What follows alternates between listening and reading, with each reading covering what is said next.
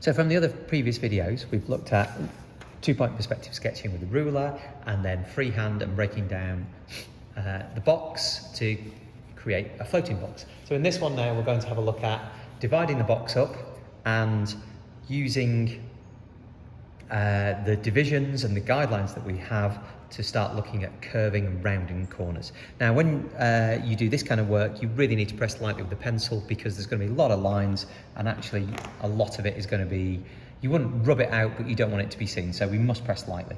So what I mean in terms of dividing the box up, so I'm going to sketch a box here, so let's just start off by sketching. So I'm actually going to do this to help myself on this. I'm going to just move my feet around very quickly to sketch my initial shapes. So here we go, as you can see, here's the first box. I'm going to, as if you watched the last video, flatten my sheet ever so slightly for the top of the box, as you can see, something like that.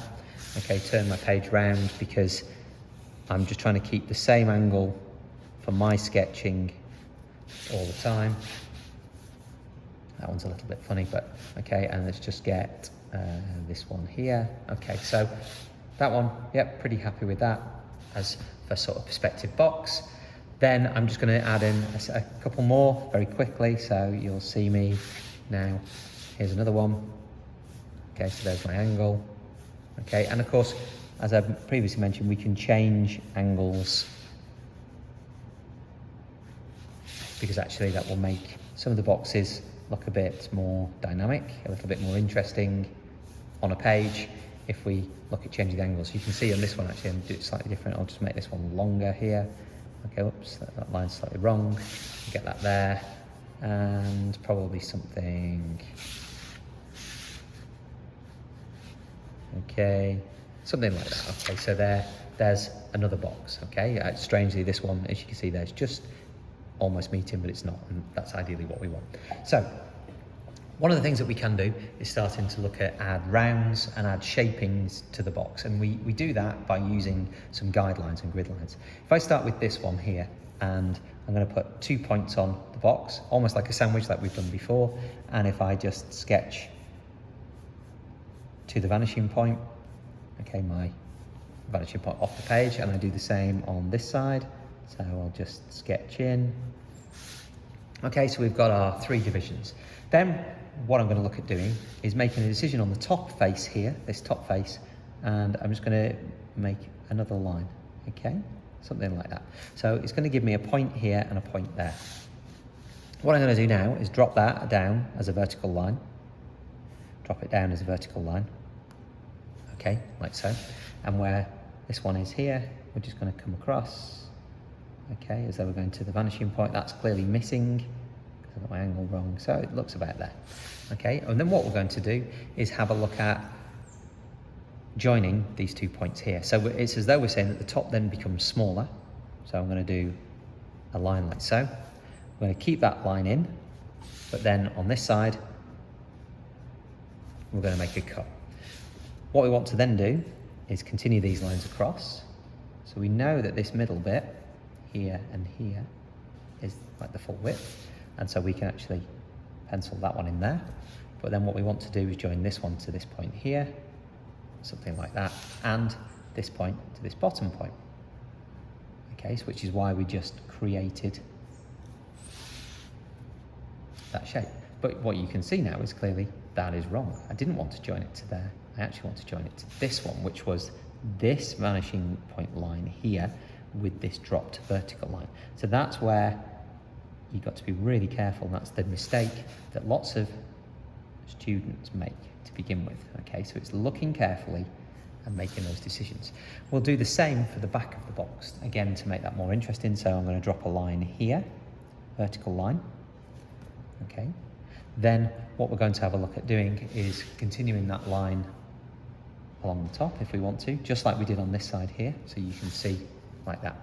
But the difference this time is we will use the current top face, we'll use that corner there, and we're going to come in to meet this line here. So we'll just draw a diagonal line there, we'll keep a straight line down, and we'll do a diagonal line here at the bottom, like so, and then let's join it together. So let's just darken our lines. We'll keep this one quite light because we always try to keep like the inner lines a little bit lighter than the outer lines. And you can see now, I hope, that we've got a shape which is sketched in 2-point perspective, but we're trying to break it away from the blockiness of that. However, one of the things that you will notice is that it still does look very blocky. So I'm going to try and do a subtle thing now, which is just add in some rounded corners on. We're going to draw something very similar again. So if I just add on 2 points as I did last time, and let's just sketch those to where my vanishing points would be, approximately something like that. And then we'll do it on this side. Okay, so as you see at the moment, it's actually quite uneven what I've got. So clearly what I need to do is bring this line here a little bit further down. So we'll sketch that one again. Okay, let me get my angle perhaps a little better, something like that. As you can see, I've got on this box way more severe in terms of its shape.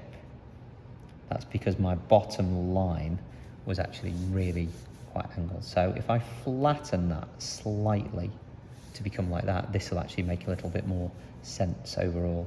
So you can see by me doing this that I've got lots and lots of lines already, and it can be quite messy, which is why it's really, really important to press lightly when you're 2-point perspective sketching. Okay, so kind of happy like that. And then we're going to do something similar to before. I'm just going to do a line coming across here on the top face. I'm going to do that, drop that line down here to my bottom face there.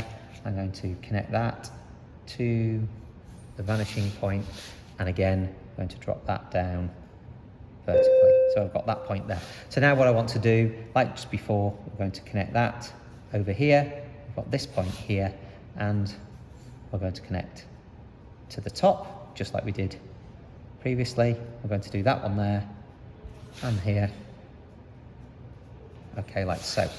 Okay, so those are kind of plotting in the lines, and we can do something similar on the back as well. So here is my line here. So what I'm going to do is I'm just going to add vertical line about there.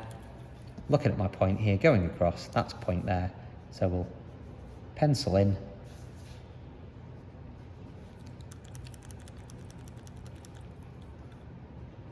Okay, our lines. So that's our basic shape. But what I said on this one was we're going to look at rounding corners, and this is where we start, hopefully, pressing lightly. So we'll start at the back, and we'll just do a small arc on the back here. Now what we want to do is if we do a similar thing on all of the edge corners, so like when two lines are meeting, and if you give me my pencil, doesn't seem to want to play right now. Here we go. So I'm going to round this edge, then I'm going to round this one here. So all we're trying to do is soften the shape. Perhaps I might have to change my pencil. Okay, let's go to this one. Let's just soften. And this corner in particular is the difficult one. This is the near corner where you see the bigger changes. And yes, we're going to have quite an impact with this corner because it affects this one. And actually this becomes our light line when we come to render. Okay, and so incredibly important that we always keep this line here very, very light. So we're going to get the back corner. I'm going to round this back. I'm going to round in between, round the back corner. So just by adding these rounds on, we're going to start to change the shape from being what is very angular, very blocky. And whilst we're still dealing with a block, of course, we're trying to now get a much rounder, more fluid, perhaps more organic shape. Now this one, as I said before, becomes the critical one, this corner here.